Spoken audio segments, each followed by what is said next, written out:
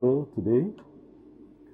The show is Voters Forum, and you are reaching us from Galaxy Television. Wherever you are watching us, we are on, and we'll be dishing you something spectacular this day. And it's no other than this cabinet reshuffle. I am Wale Ogunade, your host on the program. And we'll not go far, we'll just get cracking because of time that has been spent. Meanwhile, I want to apologize for starting late. It's due to one in-house issue or the other, trying to get our bearing right. Be that as it may, I'll quickly introduce our guest on the program, and no particular order, Comrade Tunji Akintunde Adedeji and Comrade Nelson Ekujimi. You're both welcome. Thank you for having us. It's a pleasure having us. Yes. And I might just, of course, I'll just quickly round it up now by talking about what we are going to do today. We want to look at the cabinet. The president has reshuffled his cabinet. Some of us have been saying that the government is not working, we are not feeling government. And we can only feel government through the activities of the various ministers and their ministries. And of course, we have seen that some of them are just there in the office. Some of them, instead of working, they are just busy farming and causing controversy and wahala all over. And some of them are even just mute. And be that as it may, the president has sacked 6 of them. The one that is really interesting to me is the Minister of Sports, Senator John Eno. And unfortunately, or fortunately, well, that's the president's prerogative. He has redeployed him to the Ministry of Industry, to oversee industry. I hope he will be able to do something in the industrial sector if he's not able to do anything in the sports sector. Be that as it may, my guests are here, they will discuss that. Another important person that we see coming on board is Bianca Ono. Well, I want to believe that her being in the team is for some political reasons. But again, time will tell what the essence of including Bianca Ono in the cabinet. Be that as it may, we want to get cracking. I just want that to be a teaser for us to see the dimension and the route which we are going. Indeed, which we are going. To me, can one safely say that this cabinet reshuffle is a job for the boys, taking care of those that have been left over or just abandoned, or is indeed a step taken to reinvigorate and rejuvenate government? Well, I think, governance in this country have been bedeviled, with mediocrity performance, whereby, we experience, square peg in round holes. A situation whereby, ministers, are compensated politically instead of, appointing, technocrats, experts who can do justice to the ministry and perform, effectively and efficiently in the ministry, allocated. Yes. Talking about performance efficiently, I'm looking at Alausa that is taken to the Ministry of Education.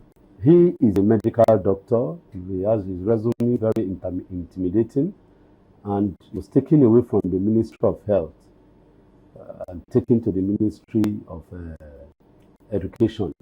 Can one say that about what you just said now? How would an education is performed, optimally in the Ministry of Health? There is no how. Oh no, a doctor performing optimally in the Ministry of Education. In the Ministry of Education, I think it would find it difficult, to find these footings. Okay. And that is why, you are civil servant, PS, farmers, and of every ministries, the doctors, and the civil servants who are professionals at the oldest way in MDAs to make sure ministries, are up, to task and do, what, they are assigned, to do. So ministers are just there, for political for expediency. So that's just it. Okay. Nelson, I will throw that question to you too. This new step, is it job for the boys or indeed to rejig government and to give people a sense of hope, the renewed hope of the president? Well, thank you very much.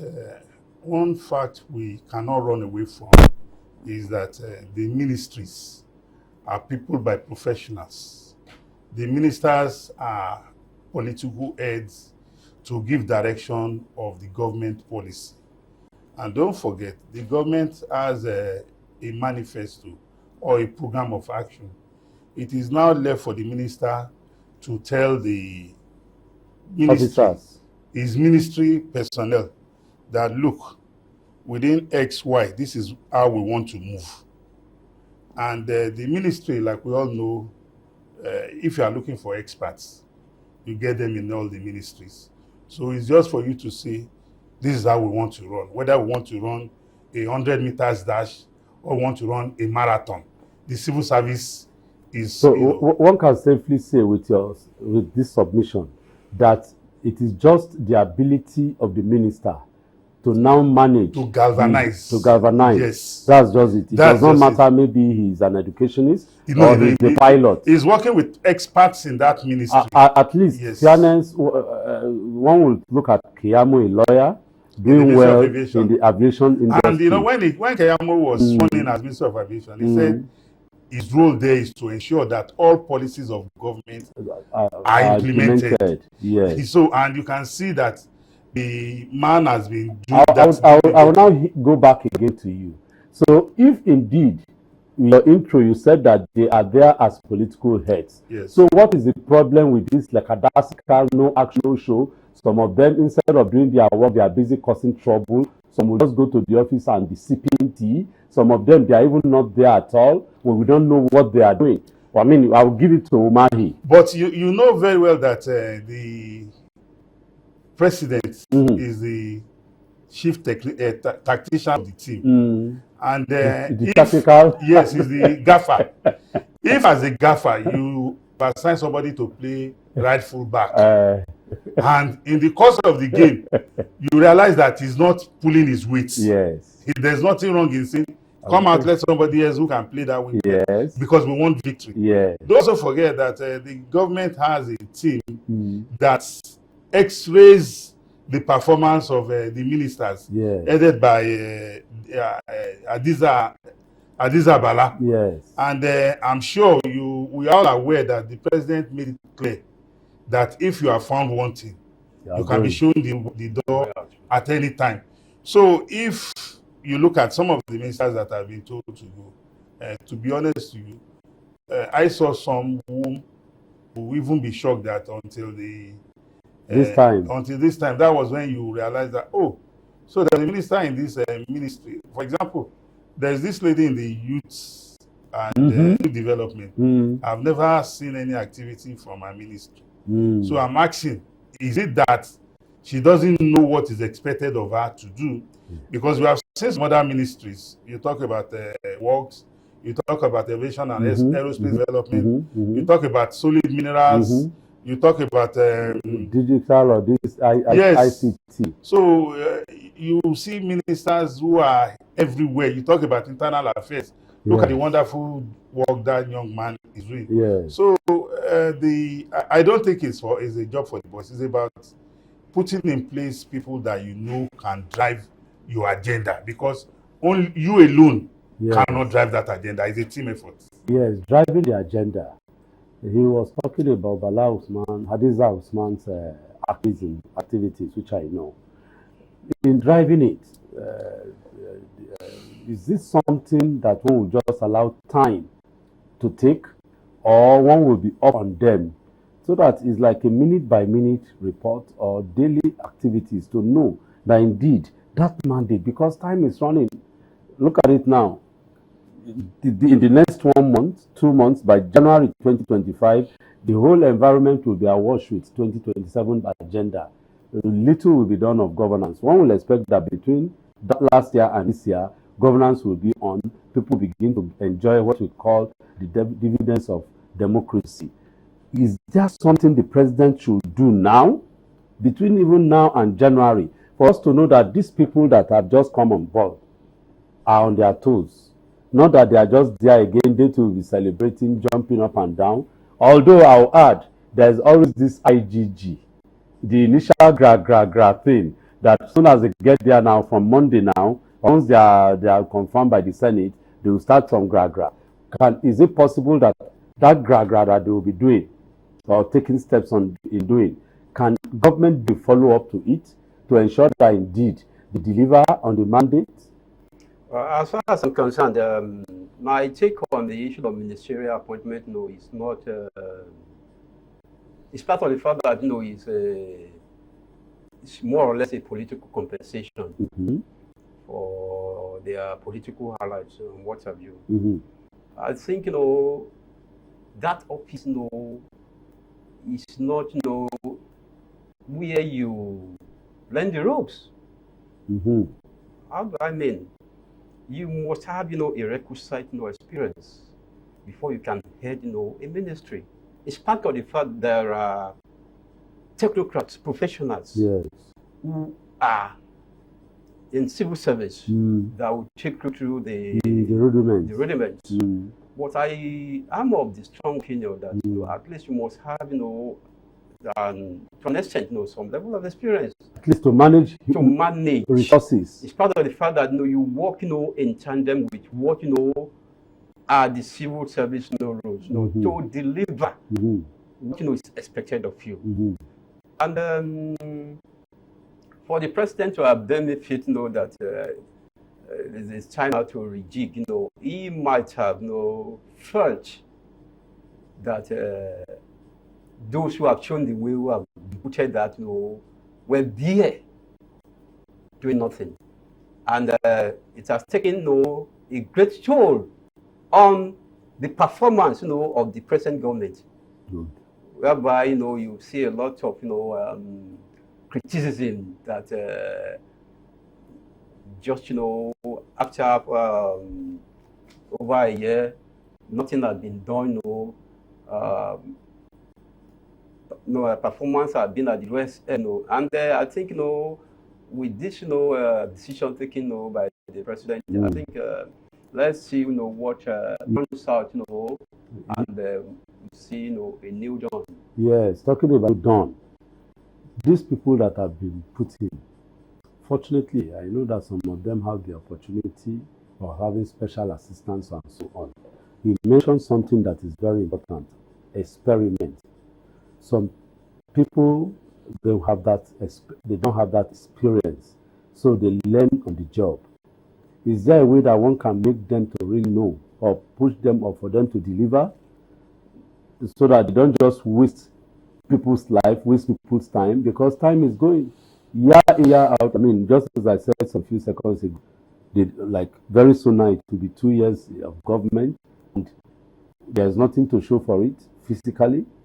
Are we going to wait on experience? Or we want people who can really learn on the job and learn fast? That's a good question. I think what needs to be done in that aspect, that the moment you are being deployed to your ministry, the president should send it as a note of warning that you are giving certain conditions, a kind of yardstick be met in terms of performance. Then if you have failed in that regard, then you'll be shown the way out. Okay. If that is done, I think they will sit up and do what that is expected of them accordingly. Okay, maybe I'll just leave with you, Nelson. Does the president need time, giving people ample time like he did to this first set, before showing the way out? We know that even in government, there's a time span, or there's a time frame for executing government policies. And one thing I want us to get very clear is that there's no magic. There's no magic about government, and there's no shortcuts. People must understand that.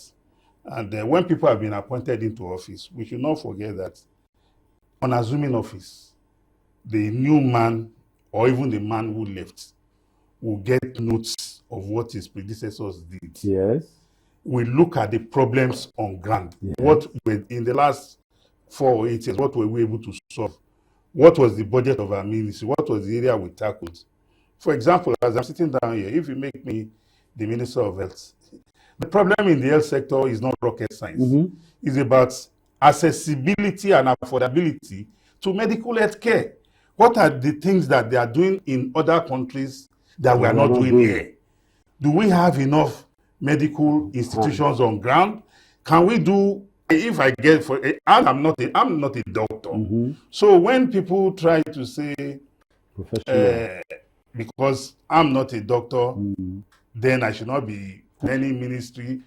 I should not be put in the Ministry of Health, or if I'm not an engineer. But my professional qualification will aid my capacity to deliver. I agree with that. Yes. But the truth of the matter is that these are ministries, departments, and agencies that are people by professionals in that field. Yes. So if you are made a political head and you are encountering problems in charting the way forward, is either you revert to your principal or you constitute a technical know-how team to give you the plan of how you want to run your ministry. Then, with what you have just said, is it possible then that some of these ministers compromise? No, I don't think they compromise. Let me land. Projects, generally government is about projects. Yeah. They have a budget. Yeah.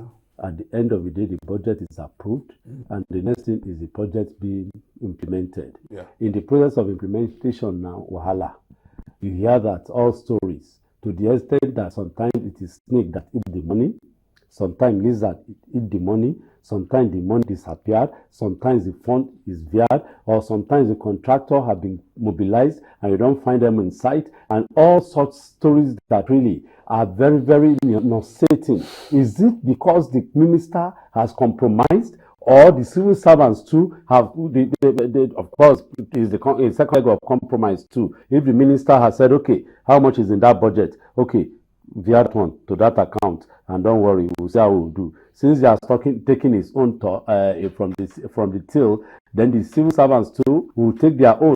So he will not be able to talk to them, he will not be able to sanction them, he will not be able to give them that quality leadership. Like the Yoruba will say, having eaten plantain now, he cannot. Well, I wouldn't know if a minister compromises if we interrogate his stay in office. But one thing I know for a fact is that even when a budget is approved, the release of funds to execute that project is another ballgame entirely. And that is at the behest of the Minister of Finance. But depending on how critical that particular area is to the citizenry. Because I know for a fact that as a ministry, even when your budget has been approved, you are not the only one who is going to source for the funds from the Ministry of Finance to execute that budget, your own ministry's budget. Other ministries are also going to come to the same pool to look for funds, except if you have any other way you want to source funds outside the public posts. Maybe you want to run a PP, for example, that, okay, and for you to be able to do that, you know you have to bring it to the Federal Executive Council. So for me, I think if a minister is in office and is up and doing, I don't think we need to tolerate any excuse.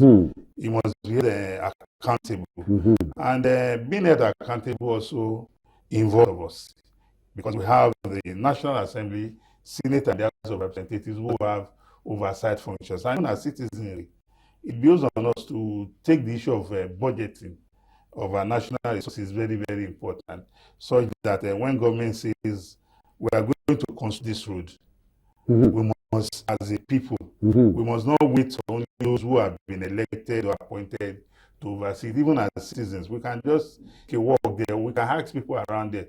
For example, look at the Lagos Calabar Coastal Highway. Every now and then, you see it on the social media. People are telling us work is progressing at a very good rate there. So that is part of the. So we are the people. We own the project, not government. Absolutely, yes. It's for us. So it is for us, and for us to ensure. Yeah. Please, I hope you hear what our guest is saying. The project is yours. Government has set it up in the budget. They will put it that so and so and so will be done. It is for you now to say, okay, we must ensure that that project, either if the contractor is not there on time, the relevant ministry who is supervising, you mobilize your people, you community leaders. Like yesterday or so, I saw the governor of Ogun State reeling out some roads that he wants to repair in some various areas. People live in that community. Absolutely. And it is for them now to say, yes, who is in charge? Maybe we go to the Ministry of Works, who is in charge of this place. They will tell you, you go to their company. If those have not been given money or the money they have given them, something has happened, we will know so that we move. Because that's the way we can put a hand on what government is all about. Absolutely, absolutely. I agree with you. My brother. Well, I think what you have just mentioned, is right in that, aspect, because, that is, what I call, participatory governance. But the bane of, retrogression and underdevelopment in this country has been that the citizens, as a whole, have been so complacent and docile, in the sense that when we define democracy is the government of the people, by the people, and for the people. So democracy, government, by the people, it's not about the people at the helms of affairs. Even the governed, the people should participate in, how they are being, maybe governed. their own participation is to go to the various people who hold let me learn, please, so that you understand the question. Maybe their own participation now is the way they now patronize those who hold political office, going to meet them for crumbs from the table. We just had a baby, school fees, burial, little challenge, my house rent, some little challenges like that. And once those people, because unfortunately some of these so-called political leaders even have their effrontery. I remember one now coming on national television and telling us that whatever amount they are asking and they are paid is justified because of the load, as they put it, that they carry in their various constituency. So once this other line is in Yoruba Palace, they say eat ahead. Once you have eaten ahead, then of course you cannot begin to put those that have given you that food, that we call it front loading in law, any stress. You won't give them. So they care less, they do anything they want to do. You can't have them out because they've already settled you.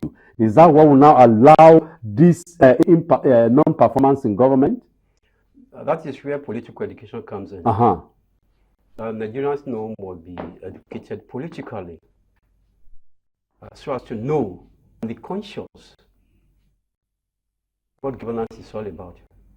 It's not about after elections going to their houses, political office holders' services, for crumbs, as you rightly mentioned. I think it's as if they are trying to jeopardize their future and the so-called dividend of democracy, because what should have accrued to them in terms of governance has been given to them as a form of pittance. I think it goes beyond that. That is why they need a lot of understanding what governance is all about. That those people who are governing us should be kept on toes. You should monitor. You keep up on the progress they are making. Whatever project that they are embarking on should be monitored. It's not about the people at the offices alone, but the people also have a role to play in that regard. It is of their duty to make sure their lives are well governed, and they have a meaningful impact for those people who are taking over the helms of affairs. Yes, Elson, praise singers have really messed us up in this country. No doubt we can't overlook them, or we cannot do without them, as it were, but their activities in aiding non-performance, particularly those who are mourn Fridays of some people, you know that a government is not performing, or a government officer, particularly a minister, is not performing at all. And we go to all the high heavens to begin to generate information and even fiction, calling them facts. Can we continue to condone such and allow such to continue in government, and particularly amongst our political office holders? Well, the truth of the matter is that praise singers, or Man Friday, like you call them, is part of human existence. In Yoruba language, we call them alagbe. So you cannot rule them out. To determine if somebody in office has performed well, Yes. I think it goes beyond the emotions. Yes. It's about facts and figures. Yes. A lot of times, even political opponents will come up and tell you this government has not done anything, when you yourself can see a lot of things that have been done. So it's about the people recognizing that, look, what are the issues? Let us look at it dispassionately. Let us not be woodwinked by people who want to take political capital out of our situation. For example, today we know things are tough, but we all know we didn't get here yesterday. Yes. Where we are today is a product of years of activities that, whether we contributed or we didn't contribute, we are all in this boat together. So it is for us to look at the issues. What are the issues? Is the government addressing it appropriately? Yes. Is there an alternative? Because a lot of times when people come up and tell you this, I tell them, I'm an enlightened mind. When anything happens, I'll ask you, what is the way forward?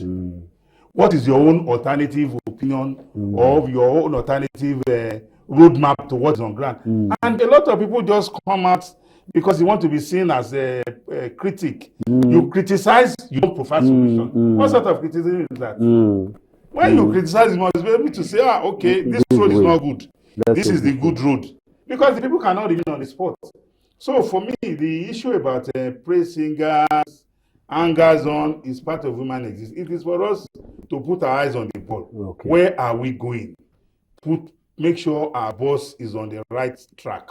Don't leave the express road and start driving on the bush path. You might take us into the forest and will get us. Yeah. Now, quickly, you mentioned it, and I'm happy you just took it out of my mouth. We'll be looking, and I'll start from you, profiling solutions. We'll be profiling solutions. And we'll start with the new Minister of Education. We know a whole lot of crises are on ground in the Ministry of Education. And maybe he is to go on with what Akintunde said, that he may be a good administrator, not necessarily an educationist, right? So let's assume he's an administrator. He wants to do a damage control.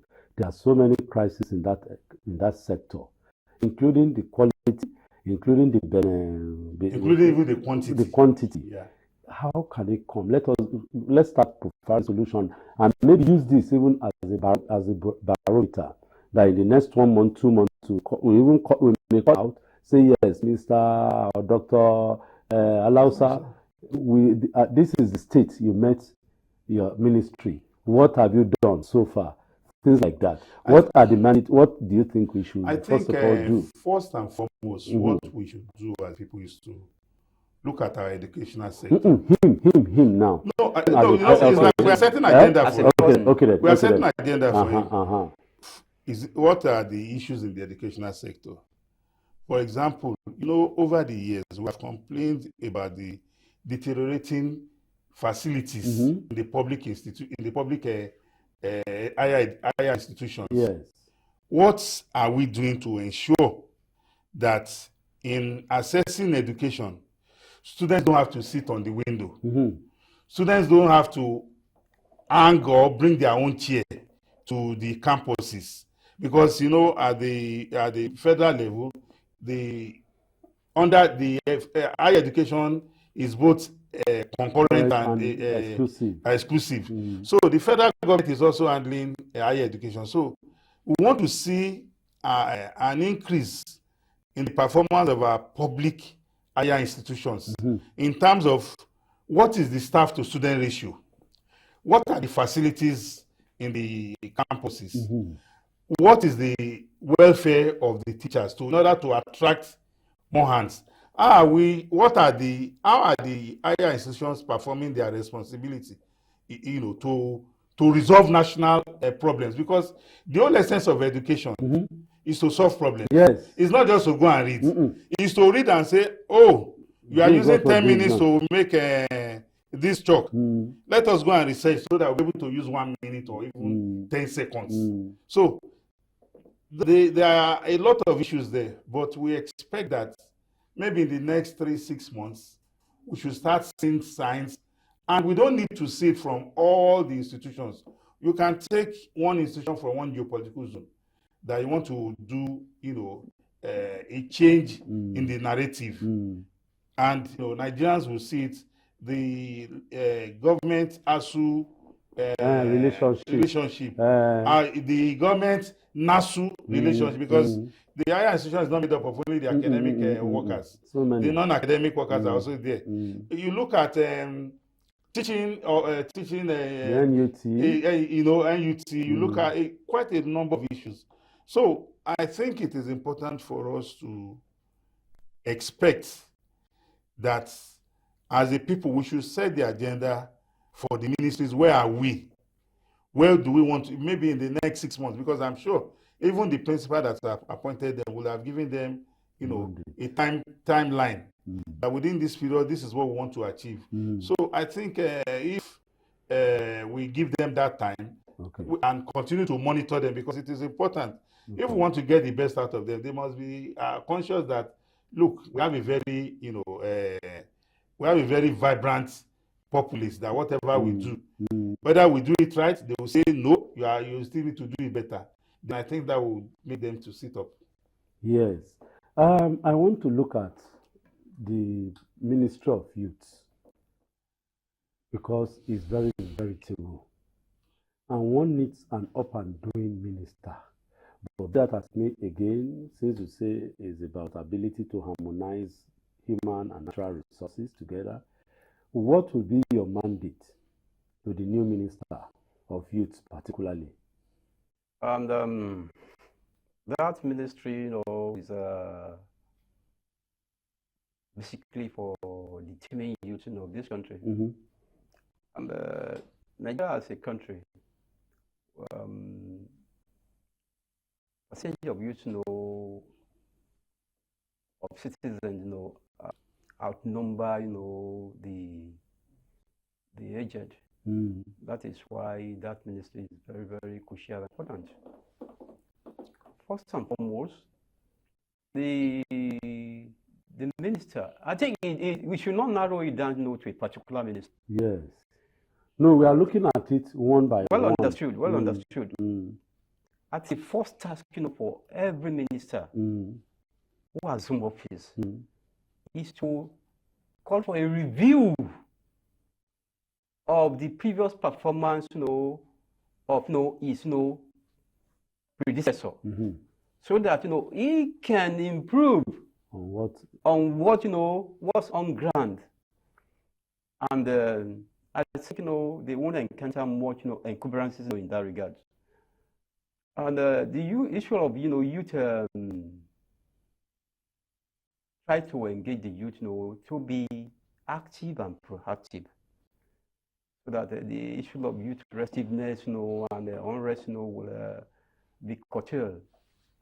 The minister should try to address, that, very, very important, aspect of the challenges we are facing in this country. Yeah. Well, without being addressed, I think, well, Nigeria, is good to go. So that I will be faced with minimal challenges. So I think that is my take on that. Okay. Another person that has been appointed, which we have a very restive department of government, is the labor. And I don't know why it is so, Nelson. Fortunately, you and I are involved in the LASCO issue. That's the labor and civil society. No, I'm not. Oh, you're not. I was thinking we were involved. Yeah. So I am. you are. That's I'm mixing it up. them. So we know how it is whenever we are involved with dialogue with government. Last minute, sometimes we'll have some agreement, and all of a sudden, when it now comes to implementation, it will be another else. Is there a way forward in this regard? And the issue of labor versus, because sometimes we will look at it that it's a settled thing, it's done, and because it's not as if the labor leaders and civil society are mad people. We have sat down with government to look at the various issues they brought together, the cost and all. Say, okay, this is midway, this is the way to go. And all of a sudden, at the dead of the night or last minute, government will now begin to denounce, or even just to denounce or set out the implementation. Why is it so? And can this new labor minister do something different from what his other predecessors have done? I think sincerity of purpose should be the minister watchword. The situation whereby there is face-off between the labor and the government, the labor minister should be altruistic, should be sincere in engaging the labor leaders, so that will avoid subsequent face-off between parties. My advice to the incoming Minister of Labor is to make sure that he should try to avoid a situation whereby the issue of strike or the issue of protests and what have you must be reduced to the barest minimum, so that things that ought to be done should be done in good time, so that issue will not escalate and get out of hand. I think with the sincerity of purpose and honesty in dealing decisively with issues, I think will abate whatever challenges that we are facing in the country. We're looking at next thing. We are looking at regional development. Fairness. I really appreciate the president for now merging all the various commissions into Niger Delta, into a Ministry of Regional Development, which to me is patriotic, because we all know that indeed all the regions must be developed.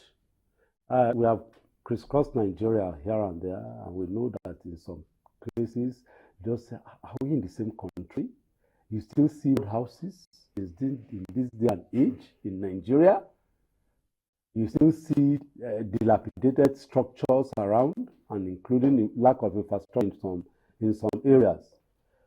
This ministry now, fortunately, with an old hand of the Mr. Momo, do you see him now really be able to integrate them and giving us results, so that we'll see when we go to somewhere like this Southwest too, we'll see their work there, we'll see can they do something, reenact something like that Buhari did during the Abacha did through Buhari during the yes.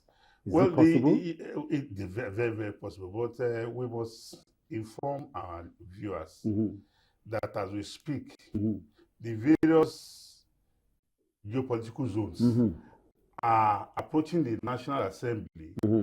for a development commission of Yes. their zone. Yes. We have the Southeast Yes, Development yeah. Commission. Mm. We have the Southwest Development Commission Mm. that the bill is still in place. Mm. The Southeast Mm. one has been approved. Mm. The Northeast has been approved. Approved. So the essence of the Ministry of Regional Development is to harmonize all the recommendations from the various regions.